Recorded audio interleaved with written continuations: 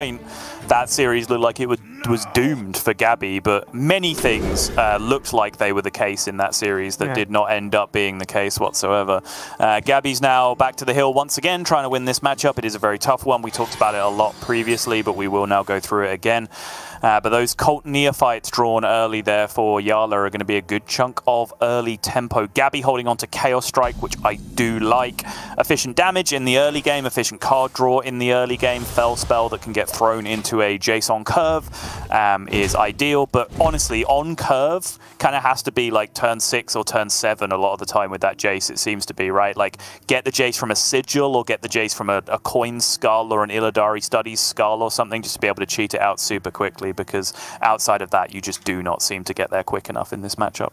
Yeah, and it is really tricky as well, because although I completely agree with you, you will have needed the sort of cards to beef it up leading up to that point as well, right? So the likes of, as you mentioned, the Chaos Strike in there, the Fury, you're looking at some of the Fel Barrage as well. So one of the problems you can have as well is if you get Jace super early, that's good, but then if the Jace ends up dealing like 5 or 6 damage, that's less good. You're normally looking for something a little bit more, but having the Eldrazi Warblades as well for Gaby is going to be nice to just boost at least a turn or two's worth of damage potential going forward. But Jarla taking his time and not going for the Neophyte on 2, just waiting just a little bit here.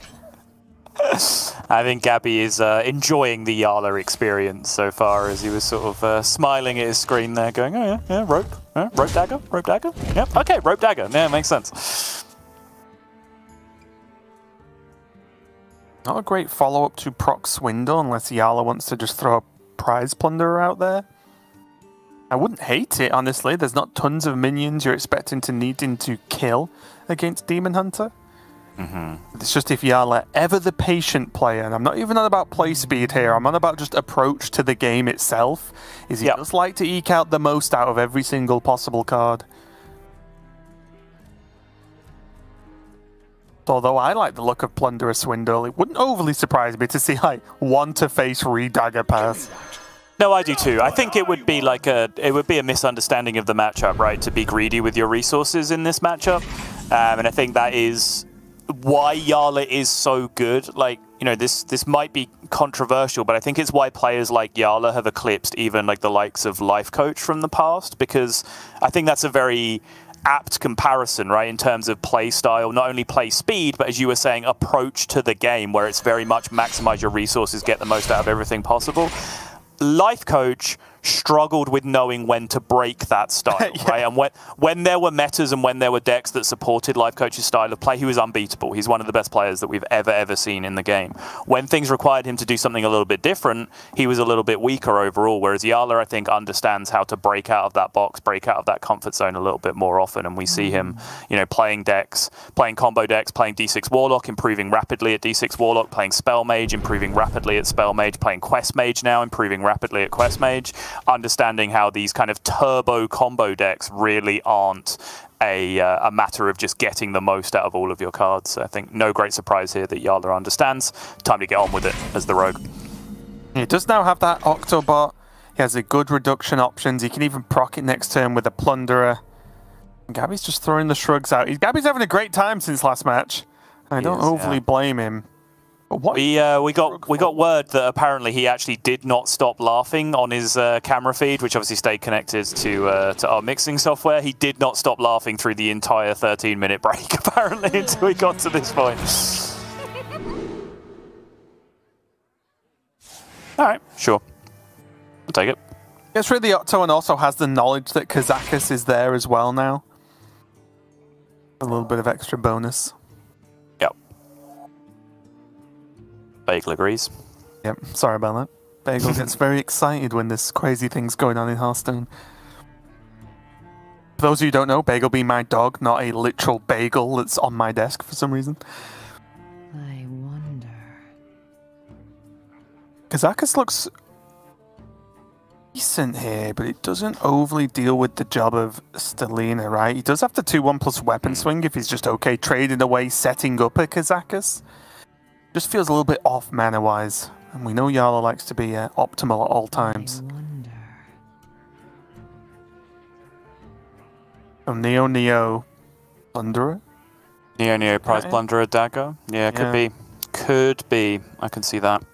It's a lot of cards being played out of a hand where, you know, even though the Octobot was disrupted, it was then just drawn straight back again, which is pretty interesting. Oh, he's going Secret Passage instead. Okay.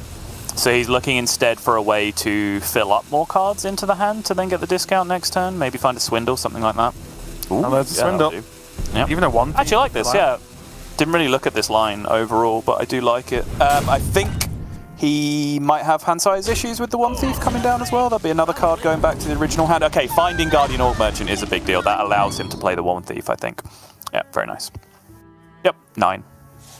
Or 8, in fact. My bad. All right, I was one card over, so I think he would have been fine anyway. Soon you'll think 2 10-10's going to face his lethal subtle with these. No, tell me about it. Gaby is slowly piecing it together, right? Fury in hand. He does have that coin for Jace for a turn 7 Jace if he isn't disrupted by a Neophyte. Like, it's coming together. The double eye beam's a little bit slow for now, but still not terrible. Yeah, for sure. This might be a Octo-Procto time. For turn 6, this hand looks way too expensive because it costs mana. Actual, real-life, tangible mana. You can touch it. You can experience it.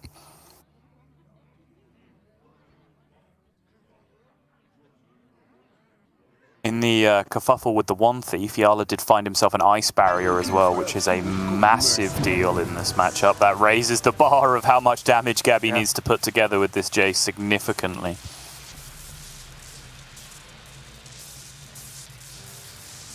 I imagine he's got to be looking at +1/+1 in this matchup, right? Deal 3 and freeze doesn't often achieve much, if anything.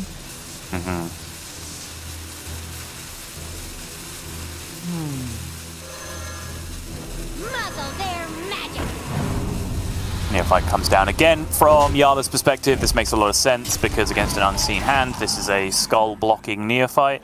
Gaby does not have that luxury. Like, even if the Neophyte was, if the skull was on the left, blocked by the coin, you still can't coin for 1 mana and then get a 7 mana skull out at that point.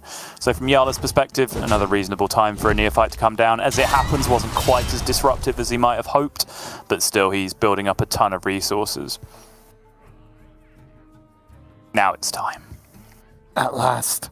But yeah, Gaby does have an additional draw with a reduction next turn. Probably not going to be coining Jace and going to wait to get hold of a few more of those raw damage pieces. Does have the 0 mana Fel Barrage as well. That will help, especially if he can get to, say, Fury, coin, Eye Beam, whatever, you know, something on board to just free up some more of the hand so he can maybe get Fel Barrage to hit Fates. Yeah, or like Immolation Aura gets drawn off the Sigil or something like that, yeah.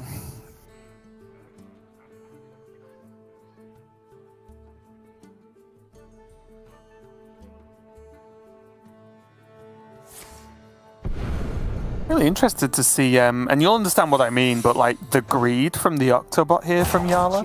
Yeah. He really is holding on to it, right? Like he's spending, again, real mana for these cards.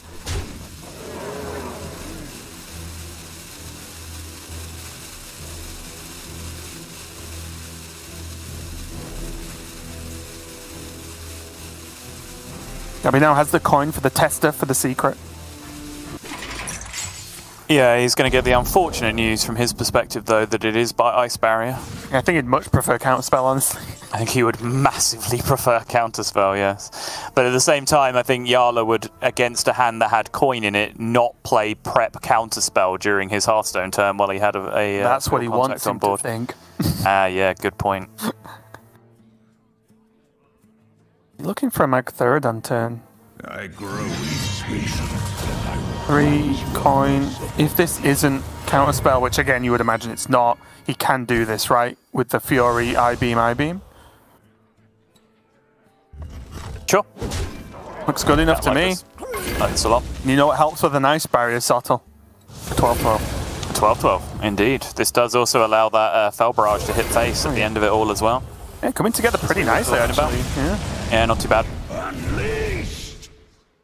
At this point, Jace has the Fel Barrage, Fury, Chaos Strike in there too.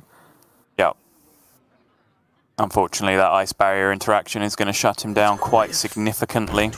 I would imagine, I suppose draw dependent on what the top deck is, but I would imagine Gaby will keep loading up, start the next turn with Chaos Strike, potentially. Deep freeze. No, that's a big deal. That is a big deal. I don't know whether he needs to be looking that defensive. Okay, interesting. I was considering Mana Biscuit was there as well. I was wondering whether he actually needed to, if he actually had a single care in the world at that point with the amount of mana he would have available to him on the following turns. Now this turn is happening. Gaby might just be forced to Jace on the following turn just for the usage of the Immolation Aura, I suppose, more than anything else, to be able to clear up the board.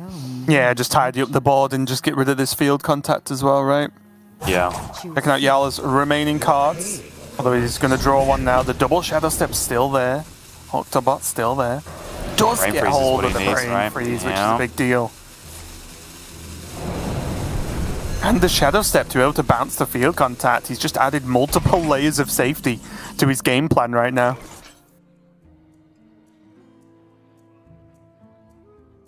There's a spell damage on that Foxy, which he can pretty easily get rid of though.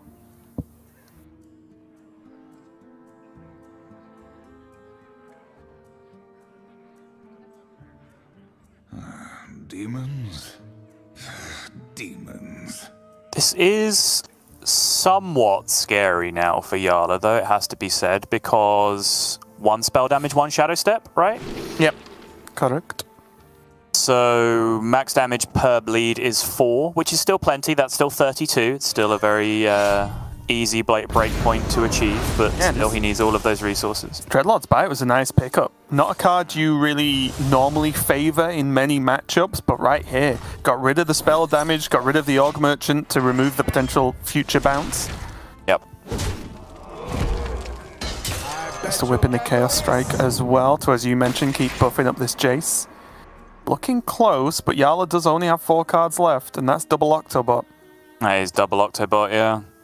Very strange way to navigate through the game, I will say. Especially, again, like, I mean, I did think about this earlier, but, you know, there is the prospect of discovered glides, I suppose, in the deck that, you know, just showing your hand, essentially, by playing an Octobot and discounting it does give that clear indication over to the opponent. Right. But Gaby hasn't been, like, holding Illidari Studies cards for the entire game, and there's no natural glide in the deck. Like, the way Jarla played it is almost a bit more reminiscent of the way that you do play against the natural glide decks, right? Just kind of tempoing out minions a little bit more, not necessarily going for big discounts, they can't get glided away, trying to get those glides used and then discounting your hand afterwards. Like, it was very reminiscent of that, but against a deck that doesn't play glide, which is a little bit weird. Even picking up Deep Freeze, right?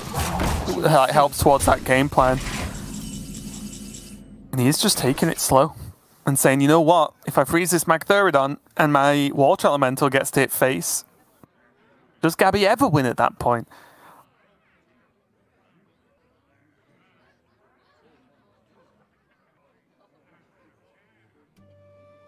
I grow impatient. This is the problem. He can go for Jace and just cash it in. Get the removal. There are the 2 I-beams, but the problem is there's also a lot of health on that Magtheridon to soak I-beams up as well. Yeah, there is the Fel Barrage in there as well that can potentially get some work done here. That's a good start, I suppose. Yeah. Now the 2 health on the Water Elemental is appealing. Gonna bite the dust. And now 1 more I-beam. Yeah! Oh my goodness, okay, fine. It's pretty great. Yeah. It's to push 10, gets rid of the freeze. And now Jarla has to make something happen right now. He doesn't have any freeze left, so he has to go for it. Yeah, probably a complete formality, though. I was surprised, honestly, that it didn't end up being done on the previous turn. Yeah, like, it was close enough, right? I didn't break it down because I kind of assumed it just was, and I was talking about other things at the time, but I was very surprised, or a little surprised, to see the Deep Freeze get played instead of a Lethal Out from Jarla. But I think, again, understanding a dynamic that I think we've talked about a lot, right, which is even if there's a seed of doubt in your mind where you're like, maybe this is lethal, maybe something goes wrong, maybe there's something I'm not accounting for here, just don't do it. Just wait 1 turn, you know? Like, you always had another turn this game. There was nothing really to worry about. The Deep Freeze guaranteed he was not dead in any way possible that turn, so yeah. Looks good for me. Jarla's locking it all in. Has the Ogre Merchant to be able to draw the final card in those bleeds. So it looks good to me, Sottle. Looks like game one is going to be going to Jarla. And once again, Rogue takes a victory. Yeah, Rogue picking up the victory over Demon Hunter, as it did a couple of times in the previous series, as well as it has multiple times throughout the week as a whole. This is a pretty solid matchup overall, it has to be said.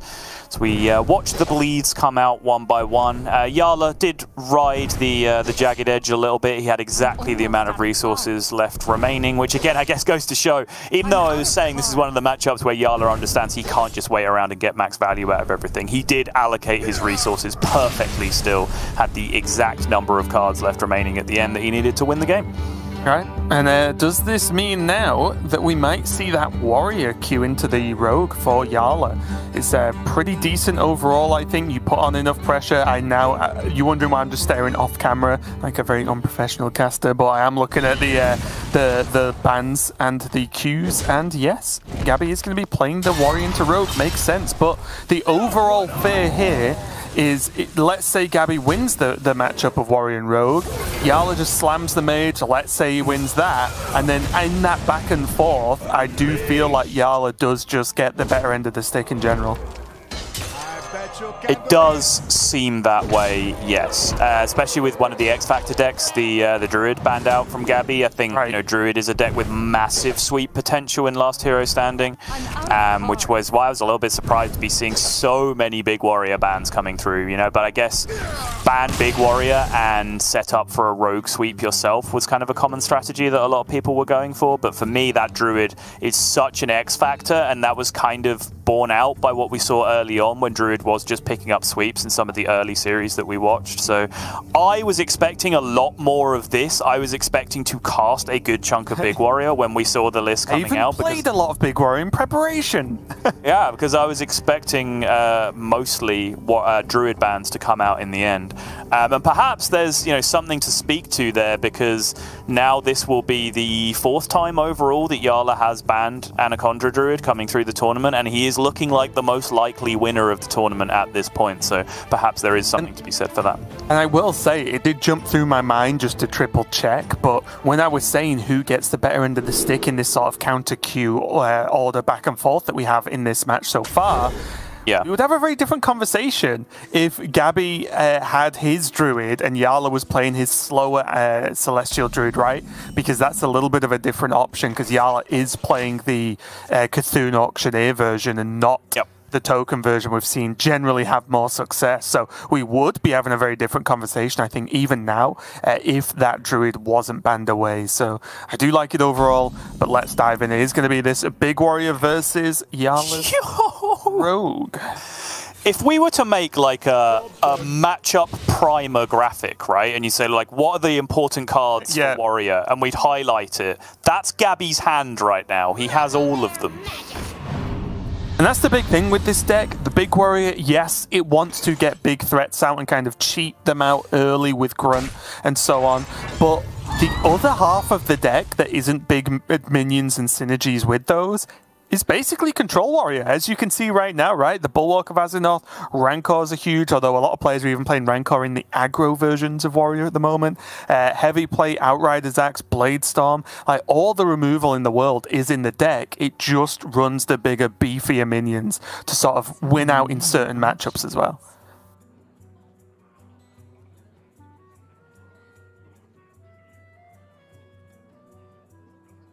You do just have to be on armor watch in this matchup, because allowing or not allowing for extra things to be discovered, additional spell damage from Kazakus, additional burn from Ignite or Mask or Fireball or something like that. From A1, the 10-10s hitting the board, sure, of course, I guess we're supposed to have to factor that in. The natural max break point for the preserve all your shadow steps, all your spell damage is 48 for the Rogue, which Warrior is very capable of creeping towards. We already see this hand right now, right? Gaby's still at 31.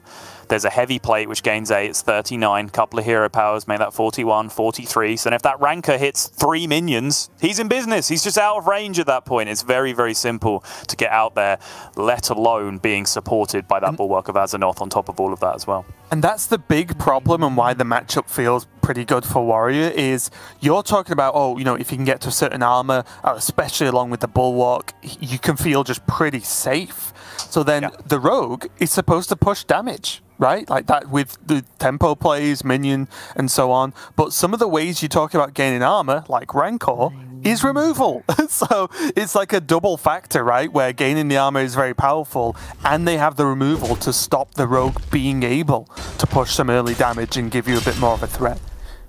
And we can keep going, Raven. Here's one more reason why this matchup sucks. When I talk about you having to do 48 damage by preserving all of your tools, all of your Shadow Steps, all of your spell damage, that means that you're not going Field Contact Shadow Step to turbo through your deck super quickly. It means you're not going Prize Plunderer Shadow Step to be able to get big removal removal from your opponent's minions. So it means that your game plan is slower. It's not one of those big like turn 7, turn 8 wins from Rogue. It's generally a lot slower to get there. So what then happens between turn 6 and turn 10 while the Rogue's trying to get all that stuff together? Massive freaking minions like Rattlegore and Troublemaker hit the board, and then you just die to the counter pressure. So yeah, this matchup sucks. That's basically what we're saying. Yeah, and with Cowardly Grunt available there for Gaby next turn, it is extremely likely we're going to see one of these two big boys hit the board. And in this list, just to fully make sure everyone's on board here, there are only Troublemakers, Rattlegore, and the Cowardly Grunt. Some players are playing slightly different versions with the Moargs. I believe one of those players is Jarla, who's playing 2 Moarg Forge Fiends in his list as well. But Gaby's is the trimmed down version with just the 3 big threats and the 2 grunts to draw them. And some people, although I'm not sure if in Grandmasters, are playing an even greedier list with like Lothar and Scrapyard Colossus and everything else thrown in there as well. Real big warrior. Yeah. Ooh. Provoke's kind of sick, right? They attack in play order. The Octobot was played first, which means this is a full clear and a huge minion in play. There you go. And yeah, that's the problem. So, game 3. And this is why I'm glad that we're finally seeing like Provoke really be used, because it's a cool card, it's tradable, makes it powerful as well. If there's nothing relevant to do with it, you spend 1 mana and get a new card instead. But just Provoke in itself, it's very warrior, right? Like, it is literally just taunt, right? Make everything attack you. Yeah, no, that's true.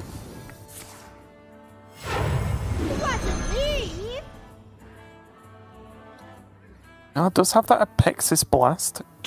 You try and make up some damage here and kill him, but we can see there's another Grunt, there's another Troublemaker. This Grunt will now guarantee pull Rattlegore, unless Rattlegore is drawn exactly next turn. Hey, loser! If that happens, it could give Jarla a little bit of a window. Yeah, fair. However, this is a big old board state that's coming down of exclusively 1 and 2 health minions. We actually saw the rare occasion where we've actually seen this matchup be won by the Rogue. It was very, very early on in Masters Tour. It was Orange versus Bank Yugi, right? That was straight up Control Warrior that was being dealt with, but similar package in general, right? And a couple of things that, you know, we noticed at the time. Firstly, I don't think Bank Yugi played it very well from his end. But during this turn, for example, that Orange would have had in this situation, he was playing his field contact turn, and each Prize Plunderer or Guardian Org Merchant that he was playing was just killing the minion previously that he'd played before, so the board space didn't land out. However, in this situation, can't do that, because those Prize Plunderers actually had to deal with a threat, and that's the difference between this deck and just Control Warrior, right, is that you actually have that counter pressure that you can get down on the other side. Lo and behold, as I've been talking, 51. Quick check, Raven, I know you're the expert on these things. Is 51 higher than 48? 1 second. I believe so. Right, yes. Good. Pretty confident on that one. I was also pretty confident about the 10-10s too, though, so... So was Letter. So realistically, Apexis Blast for Jarla, that is some damage additional out of nowhere that does not naturally exist in the deck. Outside of that, what does Jarla actually have to do here to make this work? And is there anything he can even do at this point? I mean, build another board is the first step, I would imagine. Just hope that there isn't a Bladestorm or another Ranker to go with it. This one Thief is a big X factor. This is now looking for Mask of Cthulhu Premium, Ignite Premium. If not, just more damage would go along nicely. Mask of Cthulhu, absolutely premium, perfect. That deals with the Bulwark of Azzinoth in a single card, plus pushes a little bit of additional damage. So Jarla will be happy to see it, of course. Also for the cheap price of only 6 mana now. Big deal. Also, we're probably getting to the point where Apex's Blast will actually activate its minion effect as well. Slowly getting there. You're going to minefield his own board here, try and get this Rattlegore out. Doesn't always work. And did not. That's the worst outcome. Octobot's still alive on the other side, but didn't manage to kill his own grunt. Quick, Shadow Step the Octobot so he can't kill it. Yeah. I mean, it's not a colossal difference, right? Because this attacks for 6, the Rattlegore attacks for 9, right? Either way, there's a big minion on board that does get to connect face. It's still a good chunk of pressure. And that's why Grunt's just solid, right? Dies very easily to do its effect, and if it doesn't die, sweet. Like, it's not like it's a 2/6, right? Because then the card would be way, way, way worse. Yes. Which was the case with, what was the card? Something Apothecary, the rogue copy of Death Rattle in your deck, where you could just ignore it, ideally. Oh, yeah. It was low attack, high health in a lot of situations. Yep. Necrium Apothecary, is that right? Something like that. Sure. Choose soon. And the frustration as well is, because we know, and maybe Jarla will find out soon enough, that it's going to be Rattlegore. Definitely doesn't help the Mask of Cthulhu plan, does it? To get through the Bulwark when there's just a Rattlegore on the board.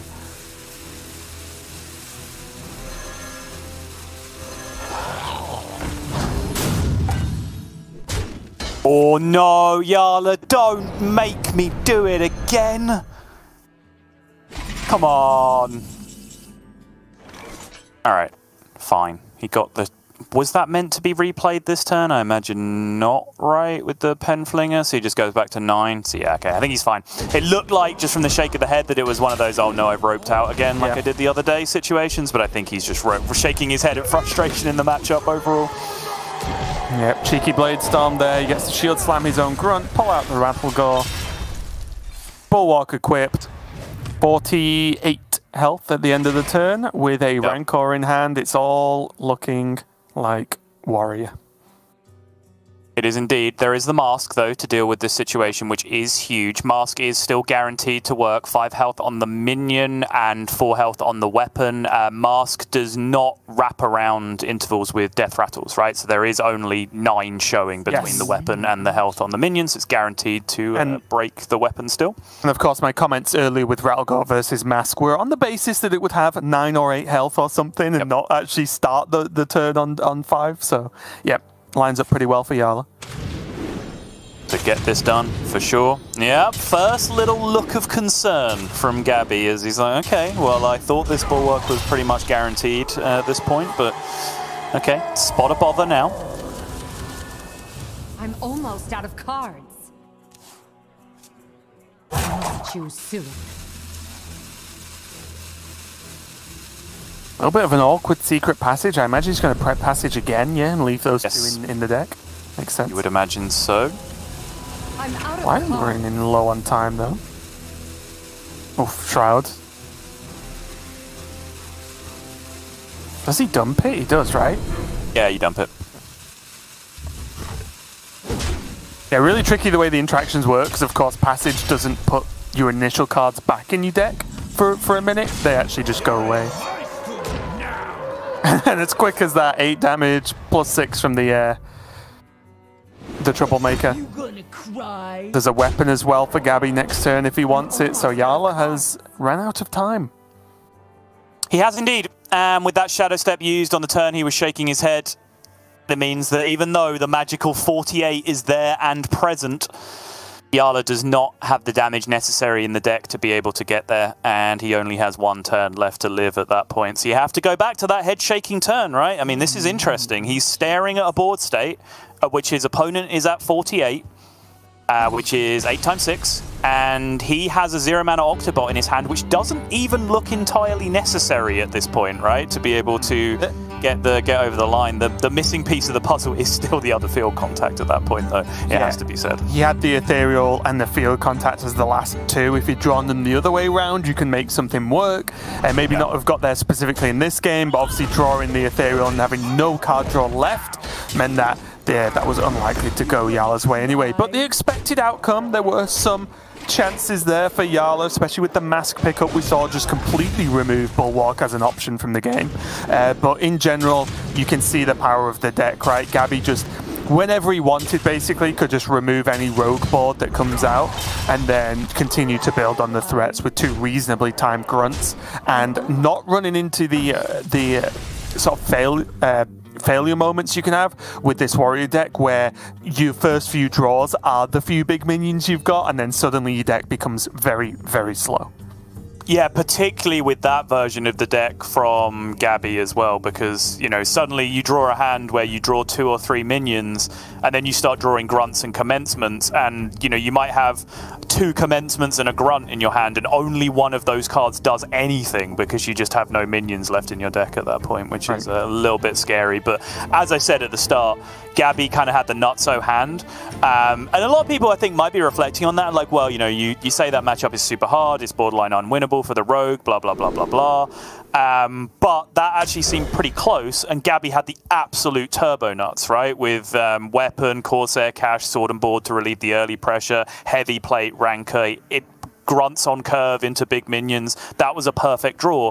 Yes, but Jarla hit the mask, right? And that one individual thing happening is so much extra percentage to the mage player if they're able to hit mask from one thief. Outside of that, like, good luck dealing with the Bulwark in a timely fashion. So. Exactly. Look at that. He was close if a few other things went his way, but if there was a Bulwark there, it wouldn't have even been a question, right? It just had no time whatsoever. Gaby was one turn away from lethal, but to no one's surprise whatsoever, Jarla is going to respond by queuing his mage, and just as much as the matchup is bad for the warrior versus the rogue, I feel like it's just as bad for the mage versus the warrior, in favour of the mage, of course.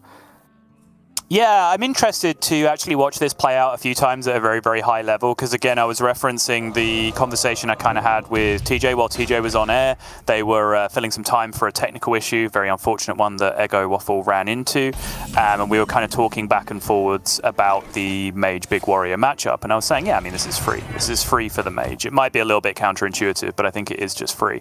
Then we watched it play out, and there was a window, right? Even though Ego Waffle's draw was terrible, he drew every minion, there was still a window, and you started to question about whether that was even necessarily a particularly bad draw, because yes, he drew every minion, but that meant he got to play every minion over the course of the game, right? And it's not the ideal way that he could have done it.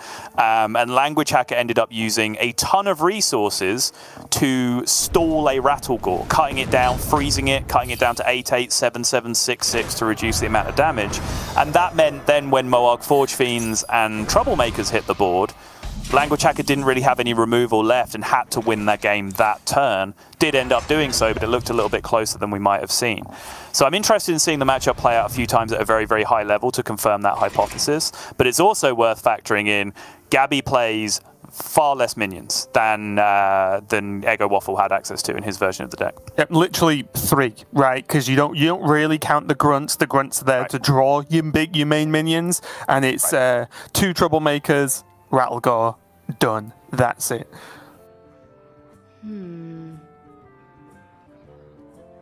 Yeah, I was watching that where that much damage was dumped into the Rattlegore in that matchup you were talking about, and I was like, but what if this just went face? I know it's a little bit not as simple as that, but it feels bad to see so much damage piled into just one minion on board.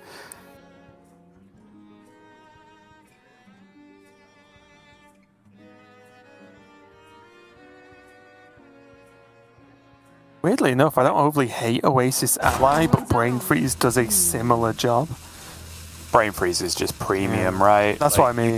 You don't really kill minions in this matchup, so I think any additional flurries, Brain Freezes, Cone Colds you can pick up. Whoa, okay, that was... Alright then, Jarla. If you don't want to agree, just don't agree.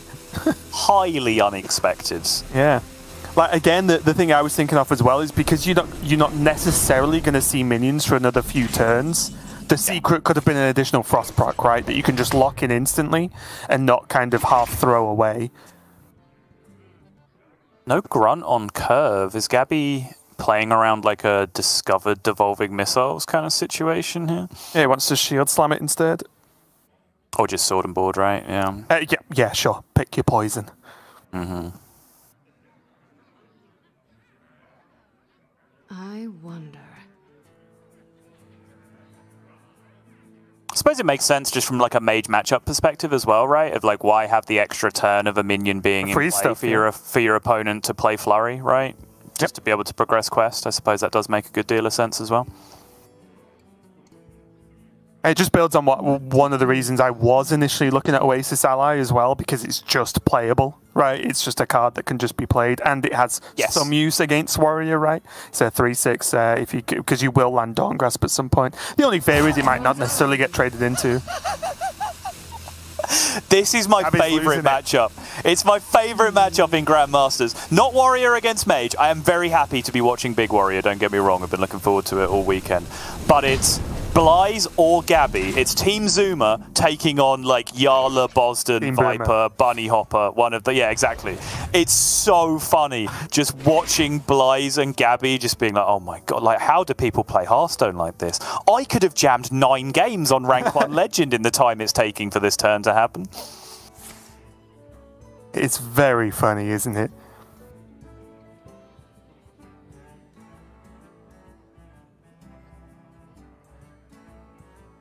For just a second, I looked at Solarian and was like, maybe that's good in this matchup. But honestly, tradable is just good full stop. And also, a lot of the time, the extra spell damage, especially if you get the flows going, is going to be so huge later on. Yeah, for sure. Being +5 up after Dawn Grasp, of course, it's like so ridiculous. Yeah.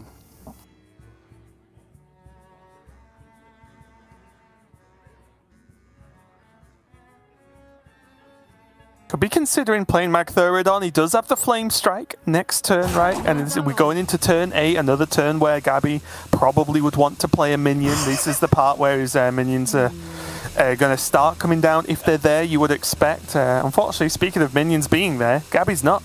He knew he had the time to just step away for a second. Look at him smirking. He absolutely loves it, doesn't he? Yes. All right. 10 out of 10. Yeah. I am here for it. Well played. Just like preparing for a long plane journey. Yes, get the neck pillow out. Get comfortable. You're going to be here for a while. Straight up, that is the best play I have seen all week. That doesn't make it into top 5, Derek. We've got questions. Yeah. Keep playing from Gaby. He's going to clear up the board himself, gain the armor, shield slam the Magtheridon, make sure he's dealing with that situation. That's a double win, right? Because he actually gained a buttload of armor from the Rancor, which is great. And he also prevented that AoE being timeable for Jarla to potentially deal with one of his big threats, like a troublemaker board that comes down later. Good stuff. It's very interesting here because Gaby hasn't been particularly aggressive, mainly because he's had other things to do, but we are slowly hitting the point where Jarla's getting close to that quest finish, and also how much armor, or how much does armor really matter in the late game versus mage? Some, like... Yeah, that's what I mean. It kind of does, but how much, yes, right? Yeah, you know, the temptation is to answer that question with it doesn't matter at all because mage has infinite damage, but that is reductive and overly simplistic because armor equates to number of turns that you can be alive, right? And eventually, mage gets into a position, if you gain enough armor, where they've played all of the ignites they have access to while still also having card draw. So that means all they do is just draw 1 ignite each turn that deals 9 damage, 10 damage, 11 damage, or whatever. That's their turn. That's the entirety of their turn. If you can get to that point, and you are also then racing them with a Rattlegore or a Troublemaker on board, that's when things start to become very, very interesting, especially if you can get to that point by gaining enough armor without then exhausting your Bulwark, right? Because then your Bulwark is tanking monstrous amounts of damage from your opponent on the other side, which is a very, very big deal. Yeah, mage infinite damage is kind of like your average gacha game in the fact that it's time gated. And you just have to wait. Gaby here, though. I like his approach. He's seen the quest is not getting done, right? So he's just not playing minions. He's like, I'll sit here all day. Yeah, I've got my pillow. I'm comfy. And in the meantime, Jarla has to play cards. He has to free up some hand space while he waits to get this Frost active. Yeah, I'm very interested in this. Obviously, we theorized turn 6 was being skipped for this reason, but he's actually skipping it permanently. He skipped it turn 7 as well when we theorized that maybe he would be going for the sword and board with the counter pressure. I imagine this is also a slight reflection on his build of the deck, right, where he just doesn't feel like he has enough threats to ever put together some kind of pressure plan. So instead, he's just sitting back, he's pressing the button, he's not proccing the ice barrier so that the second ice barrier cannot be used as the frost spell, and he's trying to slow down his opponent as much as possible. Ignites are, sorry, not ignites, flurries are not playable. Brain Freeze needs a Primordial Studies target to be shot at. So Gaby just doing his best to stall out for as long as he can, because the longer he stalls, the more armor he gains, because not only is he pressing the button, he's also getting one card closer to Heavy Plate, and Heavy Plate number 2, and Rancor number 2, and all of the other things that he can use to gain armor.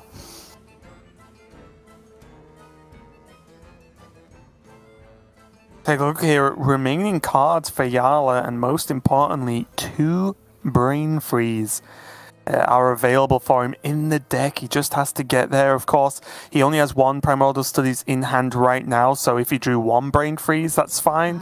The second one, a little bit harder to get off when you've not got any more minions, but still.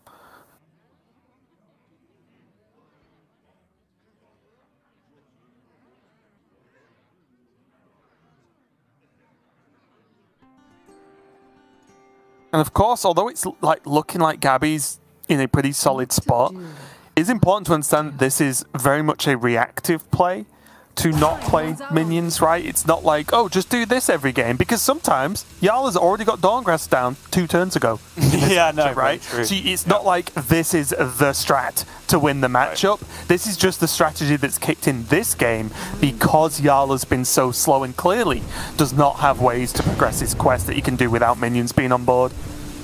But I do also think the more I look at it with this build of the deck from Gaby, this might just be the default thing to go for with this version of the deck. Yeah, I mean, obviously you might have to divert in some situations, but still seems very unlikely that, you know, the 3 minions that you have are actually able to end the game, even with one of them being a Rattlegore.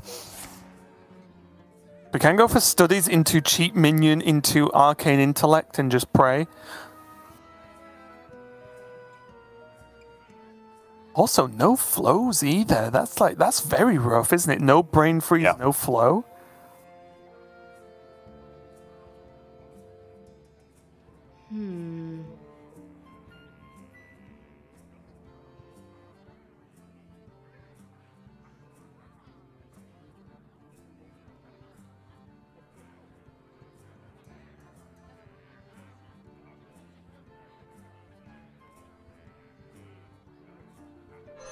Blood Mage found, still not finding access to those Brain Freezes though, which is what he is really looking for. Still not there. Fire Sale can be traded again. Brain Freezes is the big blocking point. He's going to rip the Ignite first to get a card out of his hand. That is kind of necessary. Okay. No, he's trading it, right? Yeah. Still Frost, still Frost! Oh my, the high five. Still Frost! Still Frost! Okay. Okay, finally. That was getting ridiculous.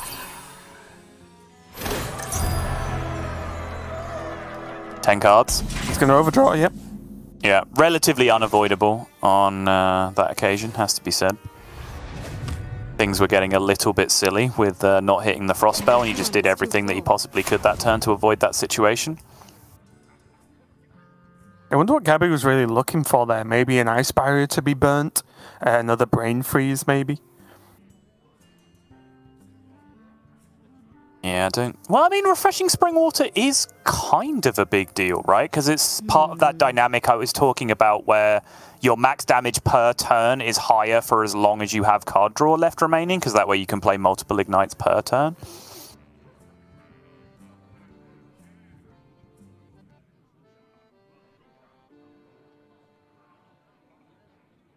Yeah, I was just thinking of potential like fatigue opportunities, right? Because we're getting to the point. Jarla's only going to be on 9 cards. 2 of them are Ignite, of course. But I just mean that if one more Frost spell that's actually easy to cast with the Ice Barrier, or probably more specifically the Brain Freeze, gets burnt, it's actually going to be difficult for Jarla to finish the quest and then do the Ignites. That's true. Naturally get there without the spell damage. Like, really? 2, 3, 4. I'm getting there. We're doing it. Give me 10 more minutes, maybe 15. Yeah.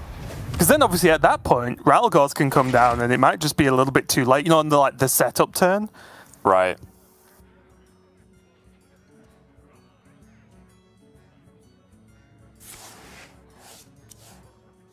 Trade again, finds the Ignite again. This one pumped up to 4. Getting there.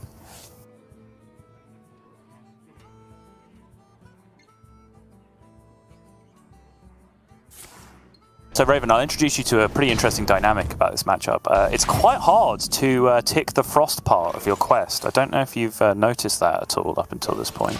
I have.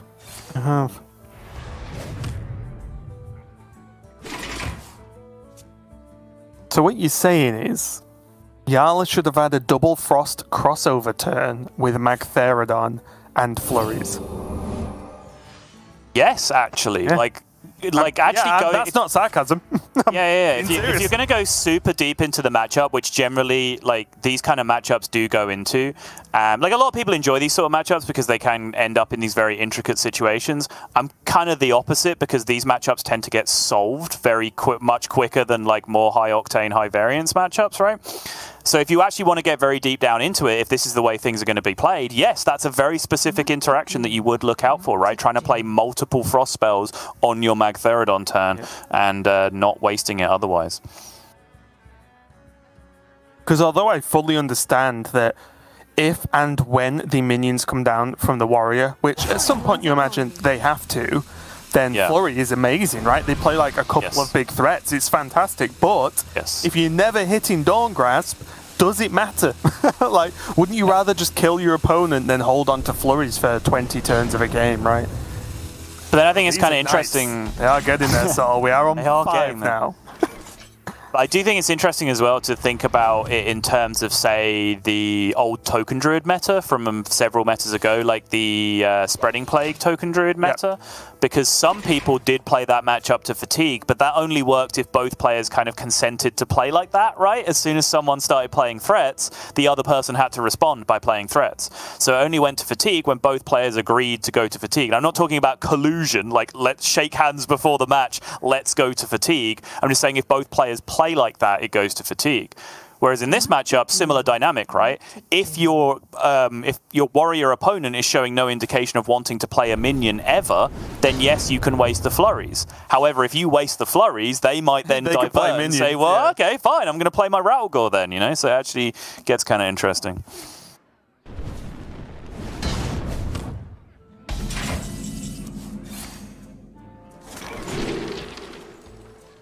None of those are Kargath. An impact? No. I think Kargath, if you got Kargath here, you'd probably go like Kargath, Bladestorm, your own Kargath and Hero Power, and then hope to like rush that into the 7/7 on the turn the 7/7 comes down, something like that. Yeah, funnily enough though, because of the late game scenario we're in, Jarla has the opportunity to, if he saw that, he could probably just kill his own Dawn Grasp, right, to stop that happening. Yes. Yeah, I think so too. Something that comes up in the mirror a lot as well, if the mage can actually play Dawn Grasp first and then kill their own Dawn Grasp. All right, Gaby switches up to Bulwark. He takes Krastenov to potentially get an extra charge out of the Bulwark, which is kind of cute. We are going deep, and this means Jarla will probably be diverting to weaving in pings wherever possible now. Or just endlessly trading fire sales. Yeah. It's going to be 6, or is it the other Ignite? Okay. That's the other one. Ignite, so up to 5. Another happy guildie. A trade, okay.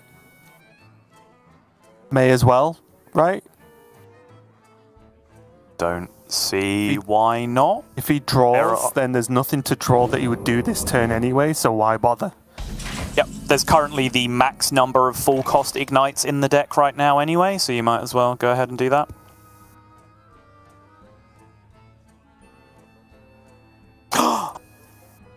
He's going in!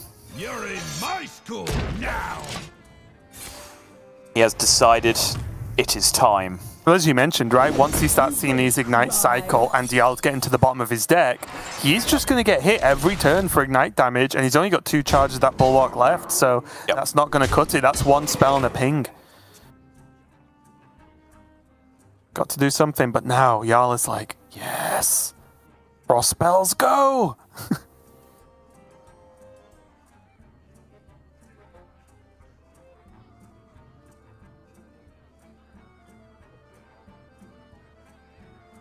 Start with a trade yet again. His remaining deck is what? 2 more tradables, 2 more ignites, and studies? Is that the last card? I did that without looking. Press the button. How right am I? No, okay. What a noob. Wait, what is the other card then? Because it's not Flurry, is it? Does he have 3 ignites? I have proven myself. I demand answers. I don't know. We shall find out, I suppose. I hope it's not studies, because I just called you a noob. Oh, my tracker's not broken. Oh, wait, maybe it is Flurry. Maybe this is a discovered Flurry. Yeah, this is broken at this point. This is saying 2 Ignite, 2 Fire Sale, 1 Guild Trader. Which doesn't look right, considering there's a Fire Sale in hand. Right. Okay, heavy plate is a big deal. Gets out the other Troublemaker, right? Yep. Oh no, sorry, Grunt. So there's another Grunt at this point, yeah. But the Bulwark's going up.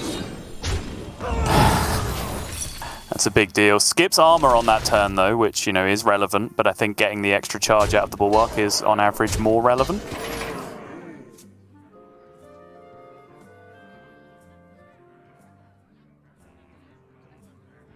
I tell you what, the strategy of 0 minion playing from Gaby has made that Flame Strike look a bit silly this game. Yep. Hang on, he turned down a Brain Freeze for that Flame Strike, right? Wasn't that the exact debate we had at the time? I've only just remembered that. And the other one was Oasis Ally, I remember. Yeah. That he could have played at any point in the game. At any point, yeah. Which was why I was promoting the Oasis, of course. Yeah. Oh, it was Fire Sales. Thanks, game. It's 3 Fire Sales. No. Oh, it's 3 Fire Sales. Yes. Oh, yeah, okay. Guild Trader is the last card. Yeah, last card is now Guild Trader. Okay. Yeah. Fair enough. I did think, I clearly missed the 3rd Fire Sale getting generated, but I did think when the cycling was happening, he seems to be cycling into Fire Sale a little bit too often, yeah. Is this bugged? Do tradables always get tradables?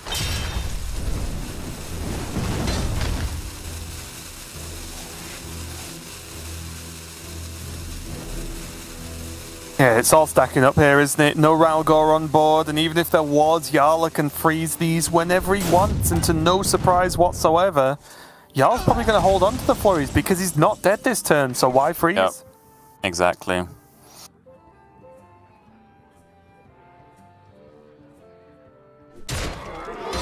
Are we going to see a Ranker this turn? We are. No Blade Storm. Pose is fine, yeah. Still just get the 1 kill out anyway. Get the the Troublemaker on board, get the pressure through, drop the heavy plate, drop the armor up, it's the best you can do. Tough though, right? Could he have just equipped the weapon instead there? Instead of... a heavy plate? Yeah, I guess, and this was kind of my point, right, is he was making a bit of a push with the minions, right? Like, in the 0.1% chance of the game where he can win, did it involve him swinging that weapon 3 or 4 times or whatever? I know it was extremely unlikely either way, he probably just loses, but at that point, my next question was going to be, why is he still in the game? Because isn't this solved at this point? Like, you know, I tried my best. Generally, you know, it's not going to add any excitement to the game to just be like, this is over, this is pointless, we're just marching through the game, none of this means anything, let's please end, kill me now. But if Gaby was going to concede at that point, why didn't he just concede 20 minutes ago? I don't know. Nothing changed. Come Gaby's on. fighting fire with fire and saying, you know what? If you're going to rope me on turn 1, I'm going to rope you in the game. All right. Yeah. Again, planned, as plan going ahead as expected here. The Mage taking the win over the Warrior, and now Gaby's going to play Rogue versus Mage. And Gaby has to win now 2 in a row with Rogue, and the opponent's decks will be obviously the Mage from Jarla, and then it'll be Jarla's Druid as the final deck if he takes a loss here in these finals. Yes, and again, we've talked about this a good amount. I think on average, Rogue is just significantly faster and also gets to do the same thing while actually playing pressure, which is a very, very big deal. We did see last time we were talking about that there are draws of disgusting enough quality from the Mage side that Jarla specifically has access to that can flip that dynamic on its head. It seems, to answer the question, because you know sometimes people do think about matchups in these terms. If both decks draw the nuts, who wins? We answered that question with Mage against Rogue. Yes, we did. Very definitively, and the answer is Mage. But I still think, you know, on an average draw from both sides, the Rogue has a significant edge in this matchup overall.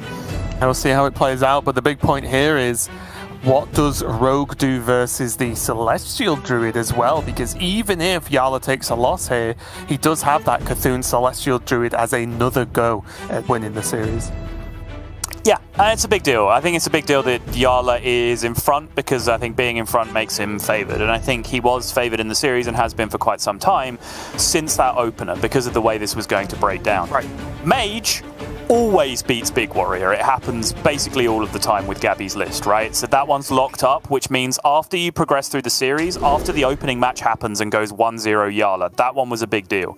Because from that point, Warrior then beats Rogue, that happens almost all of the time. Mage beats the Warrior, that happens all of the time. And then we get to this position. Now, from this point, I think Jarla has to win one of 2 unfavourables. But I think those 2 unfavourables with the Mage and the Druid are significantly close enough that he is still favoured in the series to this point to do that. But it's still very close because Gaby, as mentioned, in each individual game that is left in this series is favoured. Yeah, and I think it's just important to reiterate that by favoured, we don't mean as favoured as the Warrior-Rogue matchup or the Mage-Warrior matchup, right, which is super difficult to win. This is just, yes, Gaby, if you these played 100 times, Gaby would win just a bit more on the Rogue, of course. Mm-hmm.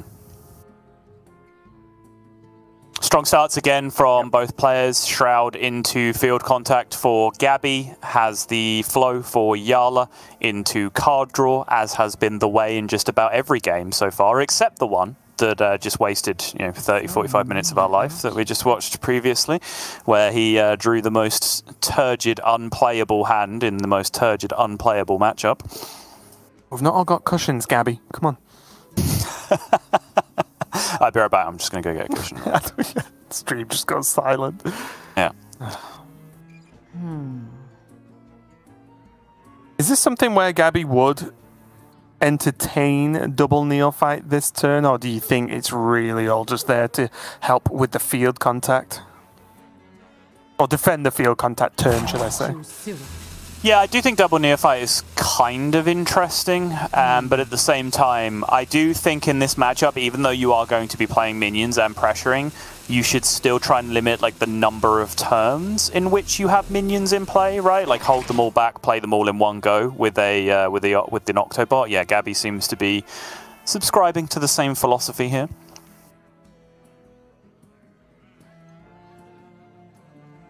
Endeavouring to continue to be as annoying as he possibly can to allowing Jarla to get his mage quests completed. I wonder. And just in life as well. Can't say it. Sounds like Gaby goals to me. Yeah.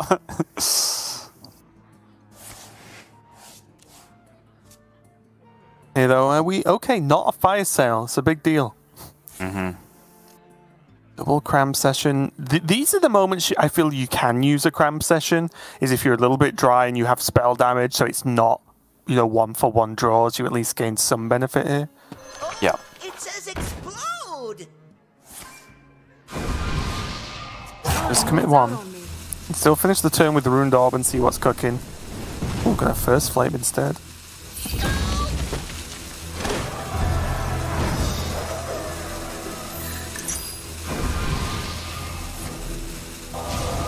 Nice play, honestly, getting the first flame to proc the quest and already banking Arcane in the same turn.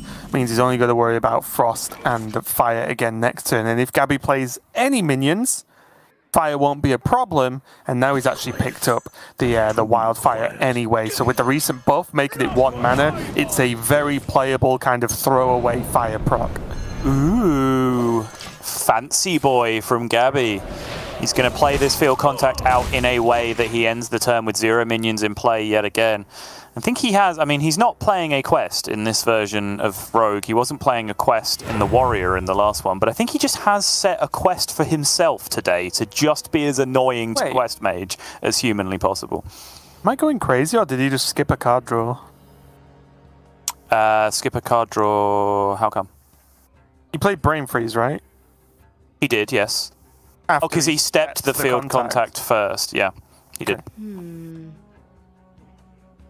You are not wrong. Yeah, I was like, that card does proc contact, right? I always doubt myself when these things happen and I'm confused.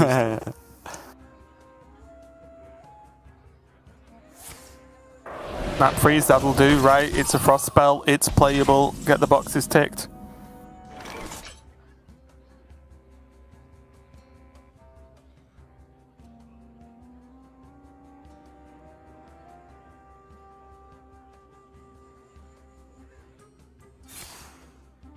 Shroud here for Gaby. He's going to draw him 2 more minions. Does get an Octobot as well. Pretty nice. Efficient is sufficient. Is he just proccing this turn? Obviously, he is going to gain stealth, but it's just a spell damage fire sale away. And I think like, with Incanter's Flow already played, I have significant enough fear of that happening to just proc it this turn. Ah, do you? You've already seen studies, though. I mean, what even is really the upside, right, of taking that risk? I just don't. 1 more card. Always 1 more card, Sol. Well, Raven, you would have lost this game. Unlucky. I think I still would have won. Pulled it out of the bag. Okay, fair enough. All right, who needs reductions? Am I right? Yeah, true. Imagine paying mana for cards, Raven. Come on.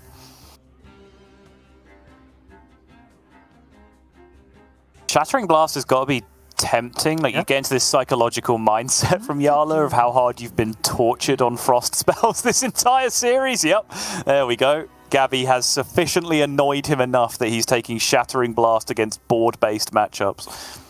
Worst part is, as well, is it's only going to punish himself even more because he does actually lose his own minion, right? Is it all minions? It is, isn't it? Not just enemy? I'm not 100% sure. Yeah, destroy all frozen minions. Yeah, I thought so, yeah. So, like, it's like even more. Not only are you generally planning to play that 3 mana proc frost past the turn sort of thing, but it's actually 3 mana proc the frost, kill your own minion, and leave the 2 that Gaby has alive. Not a huge deal in the grand scheme of things, but, you know, funny. That's just some good Hearthstone right there. Imagine like someone starting out the game, they've done the tutorials, they've played a couple of arenas with the free tickets that you get or whatever, and then you show them that turn, like, yeah, this is the highest level of Hearthstone being played here. These are the very best players in the world. Or you just show them the average mage mirror, where the whole game revolves around playing and killing your own minions. True. Care to make a wager, friend? And then you see the lethal and they're like, oh wow, this is cool. Also, those 2 casters are so smart and funny. I'm gonna Q mage on ladder.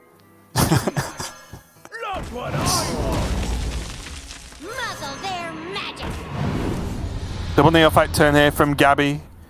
Gonna make this as awkward as possible for Jarla here. Gaby, no doubt, expecting Dawngrasp this turn, of course, as is generally the case when it's procced, but also trying to say, well, if you play Dawngrasp, your follow-up, even with an Incanter's Flow done, is not going to be super strong. It isn't going to be a Dawngrasp, then you're dead turn. Right, with the help of these 2 neophytes. So I like it overall, and he is just naturally, of course, drawing through most of his deck. I'm out of cards. Ooh. Can he step a neophyte again, or is that too much? I'm not sure whether he even really needs to, right, is the better question, because I think he just kind of has this locked up next turn anyway. I don't think there's anything particularly disruptive that Neophyte achieves that allows him to do that. I think he's just chilling. What happened here? That is the longest secret passage animation I've ever seen in my life. What was 2, wasn't it? Yeah. 2 with a pen flinger, I suppose, but just even that seemed quite excessive.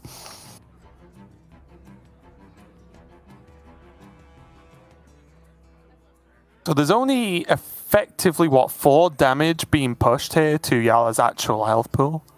Yeah. So he could feasibly ignore this. If he wants to just kind of roll the dice on Dawn Grasp. Yeah, you've got to ask yourself the question, like, did you just take more damage by opening up all that board space as well, right? Because there was originally only 2 board spaces to play with to actually activate the combo, which is a little bit awkward. And also, you know there's a field contact that's almost certainly reduced. Yeah. You know all the cards that are left. I did just wonder whether it was, you know what, there's Dawn Grasp. See what happens, maybe something goes wrong and I win next turn. I think even with 2 board spaces, right, what would you do? You'd go spell damage, shadow step, spell damage. You wouldn't even need to do that, right? You just trade into Dawn Grasp. That's fair, yeah. Okay, true. But I mean, you could also just... No, yeah, that's ridiculous because you don't actually progress your game plan at that point, right? If you don't play the Dawn Grasp, if you do neither of those things, then Gaby just has a whole extra turn anyway. So, yeah. That's why I was like, maybe reasonable. You just play it and hope something goes wrong, then you have the spell damage and the mana to win the turn after. But again, we're quibbling over small things here when Gaby's just locked in a ton of damage. Indeed, indeed, indeed. I'm almost out of cards. Bleed's coming out, ending the game, squaring up the series, and now it is going to be Rogue versus Druid for the finale. And now, because of the weird way that numbers work, Jarla, who was favoured a few minutes ago despite facing down an unfavoured matchup, the expected outcome happened, which is he'd lost that unfavoured matchup. That's what you would expect to happen. But however, that means he's now changed from being favoured to being unfavoured in the series. Isn't maths fun? Hearthstone things. Yeah. Yeah, it's going to be a big one now because Jarla, again, is going to be on the Druid as his last deck going up against Gaby's Rogue. But this Druid isn't the version we've been seeing, I would say, dominating the weekend, at least in Europe, over here. So it is going to be the slower Celestial Druid, or the more like differently focused Celestial Druid, right? Has the Cthulhu, has the Auctioneers for the big one single pop-off turn to have those more like singular big turns, whereas the other version of Druid there that has Celestial Alignment in it and Lady Anaconda plays the Glowflies and Arbor Ups to be able to have a secondary option of actually going for just a board-focused, semi-aggressive plan, and also it has much more recovery rate in burning an Anaconda, as we have already seen today. Yeah. And I will just add to proceed, there's a little bit of personal flavour being thrown in here when I'm saying this is a favoured matchup for the Rogue. I don't think that's a universal opinion. I think the ladder stats report around 50-50, specifically for this version of Druid against Rogue. But I do think this is one of the matchups where the better Rogue players do gain an edge. And just in comparison to the other version, the more token-focused version. The old the old token-focused Druid. I do think it's a big, big difference as well, because I think to execute the game plan for this version of Druid, you have to kind of run the risk where you just get Cult Neophyted and then nothing you do works. Like, yes, Cult Neophyte is brutal against the token Druid, but this deck kind of more so has to alignment to do anything good. And then obviously when you alignment, Cult Neophyte is disgusting. And it's important as well, and this is like a general Hearthstone thought process, is we're saying it can be really bad to alignment and then get neophyted. Yeah. That doesn't mean Jarla should not alignment in this game, right? Like, definitely alignment, hope it doesn't happen, and then move on. So it's by no means to say that if Jarla goes for alignment and he does face a neophyte on the other end, that, oh, we shouldn't have played it. You know, that kind of response. Oh, no ramp yet for Jarla. He can shuffle the best in shell. That additional card draw does have fungal soon anyway. Yeah, I think for a moment there I was just considering what it looks like to go... well, not even just like hold on and then go like coin fungal fortune and just have like bloom turtles at some point in the game in case he doesn't hit ramp, just to prevent some early damage coming through, because 2/7s are a phenomenal shape against this deck, right, to actually fight for board when you look at the minions that come down on the other side. Yeah, normally 3 or 2 attack, right? Yeah. And most importantly, either 2 or 1 health. So your Oasis Snapjaw-shaped minions are actually ideal. Oh. I miss Oasis Snapjaw just being a card. You could Houndmaster, and then the game ended. You just played. It was great. Like, that's a card you put in your deck. Oh, those were the days. Good old days. They weren't, though, were they? No, they weren't. I'm glad we're not there. But still, Snapjaw. Any turtle is just a great card no matter what. I think that's just true. It's like any card that's a pig. It's just great. I don't care what anyone says. It's just great. Gaby needs to start hitting some gas sooner rather than later. Gives him the opportunity at least to get something going. Card draw or threat, that works. Not bad. It's not bad. Could be better though. Could be.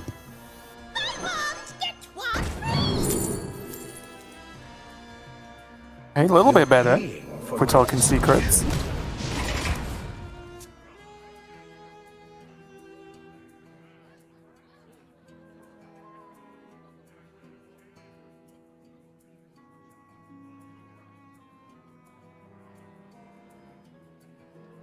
Jarla does have access to Overgrowth now, so he could just go for Coin Overgrowth and get on with the mana plan. Still has that Fungal in hand if he wants to value card draw, but card draw, at least to me, Sottle can wait when you've got Ramp as the other option here.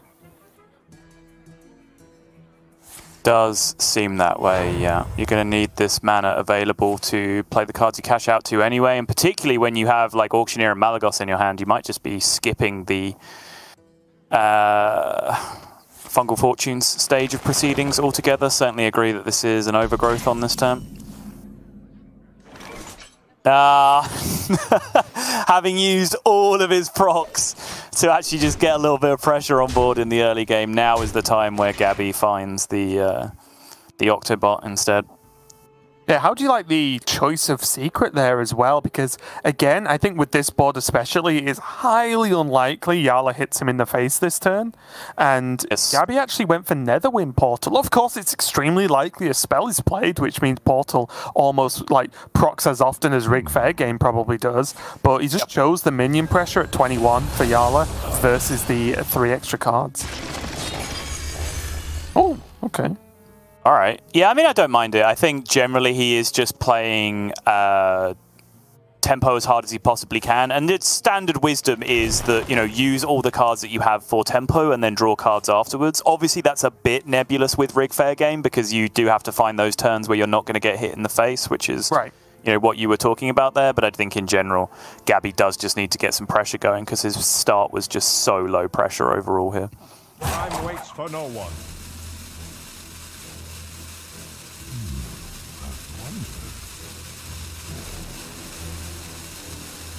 Still though, we were talking about the importance of Celestial and, you know, whether you play it, whether you know, when you should play it, do you snap it, and so on. Well, to make that decision, you actually have to have the card in hand, and currently Jarla does not. True.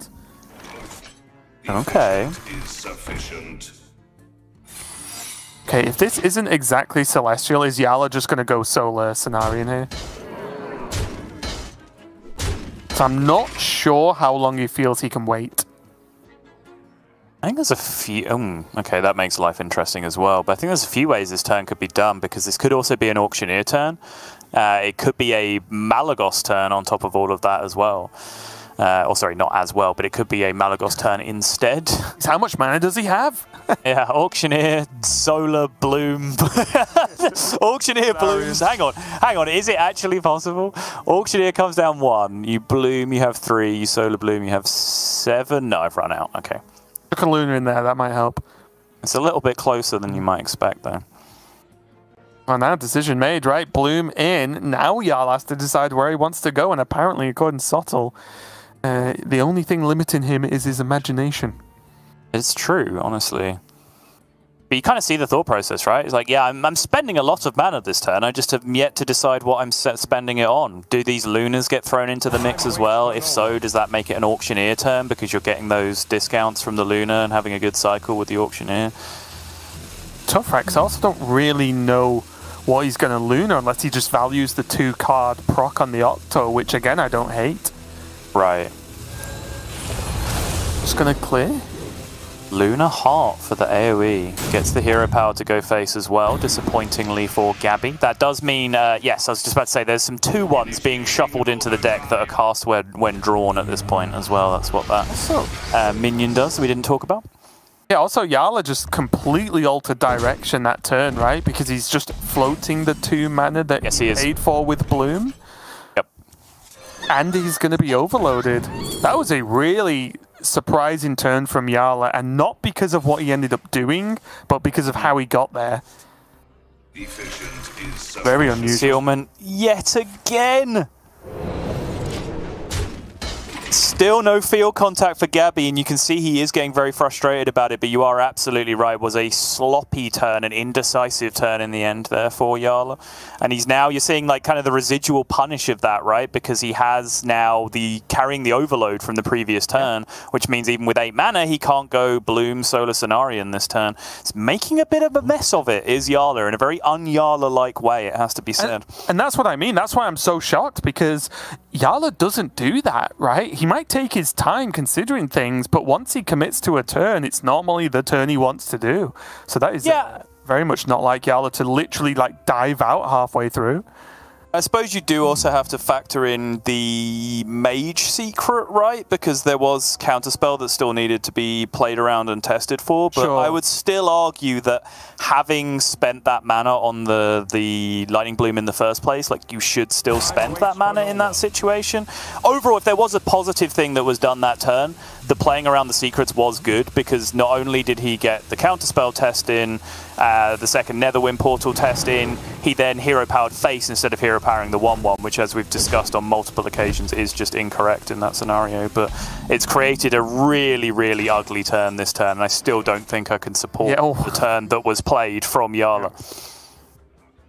Big deal as well. It feels odd to me, Subtle, to not have seen Celestial or Anaconda at this point. I feel like in all the Druid games we've seen, maybe because they've been winning a lot, one of those 2 cards is in the hand at least by now.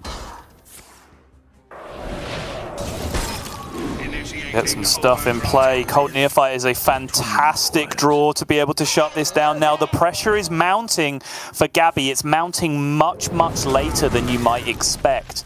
But it is mounting. Preparation is not the draw he's looking for right now, though. Just have Neophyte, though, to help out. That'll do. Preparation was exactly the draw he was looking for all along. It's all part of the plan. Gets to Penflinger again if he wants for the extra card. But again, he might... Wait, there you go.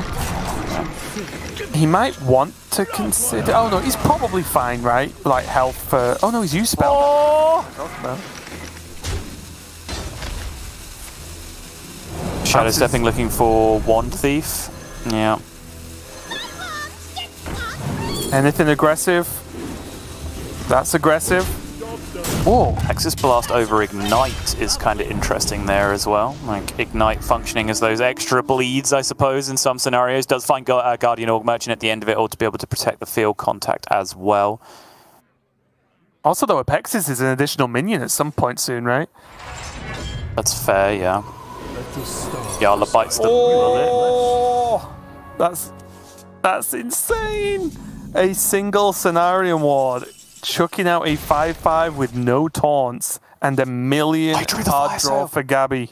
Okay, I was just about to say, with the way this series has gone so far, sorry, the way this day has gone so far, I would not have been surprised if Gaby at some point drew the Kazakus and then slammed it with a Fire Sail still in his deck and ruined the entire series yet again. So Gaby was counting cards left, and I believe knew he was extremely likely, if not guaranteed, to get the Garrotes. Mm-hmm. And then he can draw them as well. It's just lethal. There's one other card remaining in the deck, and he gets to play Guardian and Swindle at the bare minimum, so he's guaranteed to pull all of the extra damage from the deck at this point. The other card is Garrote, isn't it? Is it now? It is. Yeah, it very much is. Which means that with this extra damage being pushed, these extra minions going through, and 6 more damage from Garrote and Swindle, that is a beautifully calculated lethal, bringing us back home to European Grandmasters, Raven. After the disaster of a day that we have had, Gaby brings it all the way back around. And Raven, you always pick Gaby in predictions. Why wouldn't you? Drama, Sottle. Drama, okay? Most importantly, though, great ending to the game there from Gaby. I did think there with the 2 Garrotes left before he made the, after he drew the initial cards and had the secret passage available to him. I was like, hang on a minute, this adds up. But yeah, Gaby did count the lethal. He did get there in the end. A huge victory, and honestly, a set of stressful games, I think, overall for Gaby specifically, of course. His previous match versus Letta was definitely one that went a little bit out there. This one versus Jarla was by no means cut and dry, especially even in this matchup, although Gaby was looking okay. At certain times, he had no board and no cards against Celestial Druid. That's got to be terrifying. Yeah, for sure, and it seemed an unlikely game to win with the way that the opening hand panned out, taking so long to hit a field contact as well. I think we have to look at that Lightning Bloom turn from Jarla, which, again, I think we were a little bit unkind initially because, again, Caster Vision can kick in. We know what the secret is, and sometimes that influences our decision-making.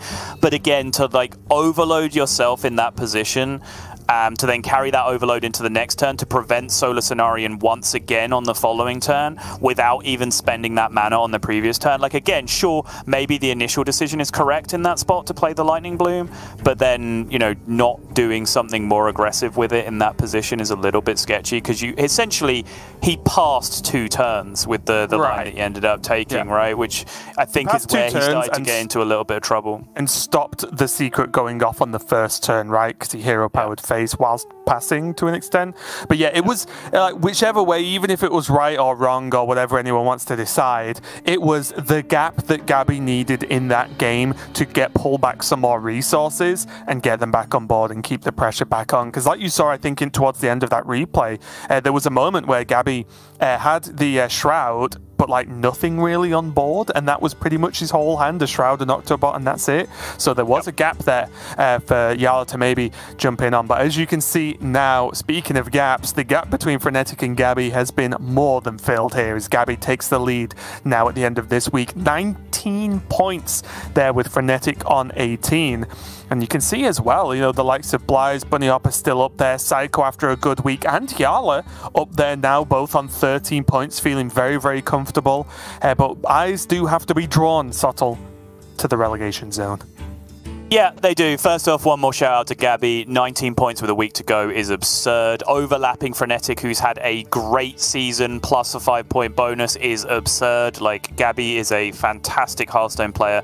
Hopefully will be around to show us that for many, many years to come at this point. But we will then divert focus a little bit lower down. Firstly, Jarla missing out on his quest to really consolidate one of those high seed playoff positions going into playoffs. And then some of the other players that we have seen today, Letta and Casey, doing enough, right? If they were setting goals for themselves week by week, if they'd have had a goal coming into this week, bare minimum achieved, right? They've got themselves out of the relegation zone. They're looking down at some other players now. However, different story for the likes of Tice, who it seems did not do enough this week, even though he made it to broadcast. He wasn't able to capitalize on that. Maybe the Shaman bring in his lineup ended up letting him down a little bit overall in comparison to what some of his teammates, some of his practice partners were doing. But the real danger, I think, comes to some of those players who did not even make it to stream and had to watch everyone else opening up gaps in front of them. Boston, Wama, etc. They're in real trouble. It's going to be tense, nail-biting Hearthstone as we go into the final week of Grandmasters next week. That's the difference, right? Just looking, I'm going to stretch it a little bit here, but looking at Viper, looking at Letta as well, and Casey, of course, they've changed their last week to I pretty much have to win to I have to do okay. I have to do just not bad, right? I have to bank a couple of points, just get to maybe Saturday, and then I'm feeling great. Whereas the likes of Thais, Warmer, Bosd, and so on, next week pretty much is they have to win, or at least for the finals, depending on how certain situations pan out, of course. And that is not only a big ask any week of the tournament, of course, but also just a ton of pressure to really narrow down into one singular weekend of Hearthstone. So I wish those players the best of luck next week on Thursday when their matches start, for the off-stream matches, initial ones from groups, of course. But for now, Sol, we are done for the weekend. So thanks everyone at home for watching. We hope you had a great time. As usual, America's will be following up fairly shortly to see who's going to be their weekly champion and how their standings look at the end of the week, with only one more week to go. But from us, everyone in production here, thanks a lot for watching, and we'll see you next time.